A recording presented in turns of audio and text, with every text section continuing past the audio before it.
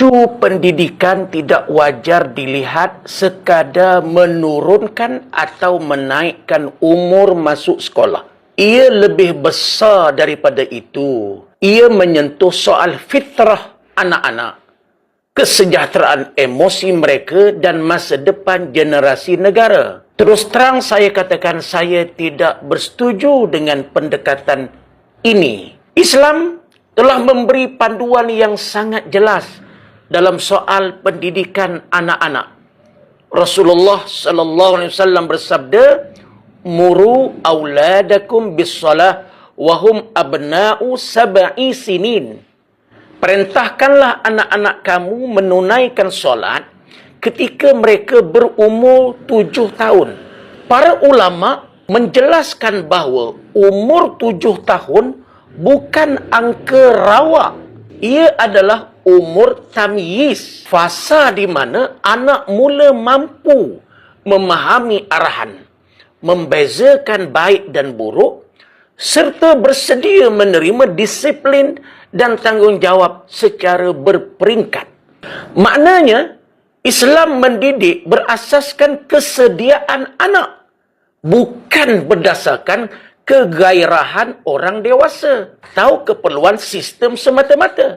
Disiplin diperkenalkan apabila jiwa anak telah bersedia, bukan dipaksa terlalu awal. Jika kita lihat sejarah pendidikan negara sejak merdeka, umur 6 tahun prasekolah, pendekatan bermain sambil belajar. Umur 7 tahun darjah 1, mula jadual disiplin dan tanggungjawab formal. Susunan ini bukan kebetulan. Tanpa kita sedari, sistem ini sebenarnya selari dengan hikmah sunnah Nabi SAW dan fitrah perkembangan kanak-kanak.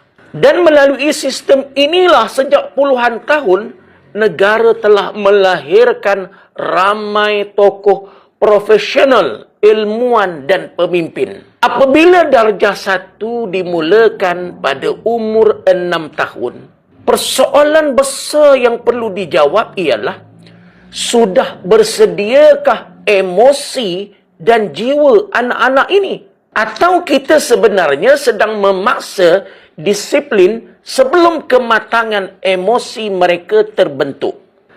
Tekanan pembelajaran terlalu awal mungkin kelihatan baik di atas kertas, tetapi kesan jangka panjangnya tidak boleh dipandang ringan. Antaranya, nak cepat letih dan tertekan dengan pembelajaran. Minat belajar boleh merosot lebih awal. Akhlak, adab dan pembinaan emosi mungkin terpinggir. Sedangkan Rasulullah SAW mendidik secara berperingkat, lapik dan penuh hikmah, bukan melangkau fasa perkembangan anak-anak. Hakikatnya pendidikan bukan kilang untuk mempercepatkan anak menjadi tenaga kerja. Pendidikan ialah proses membina akal, emosi, akhlak dan jiwa manusia. Menariknya, sunnah Nabi SAW telah mendahului dapatan sains moden dalam memahami perkembangan kanak-kanak. Kesimpulannya, saya berpandangan sistem lama adalah lebih seimbang, lebih berperingkat dan lebih dekat dengan sunnah. Jika sesuatu dasar mendahului kesediaan fitrah anak dan mengorbankan kesejahteraan emosi mereka, maka dasar tersebut wajar dikaji semula dengan serius.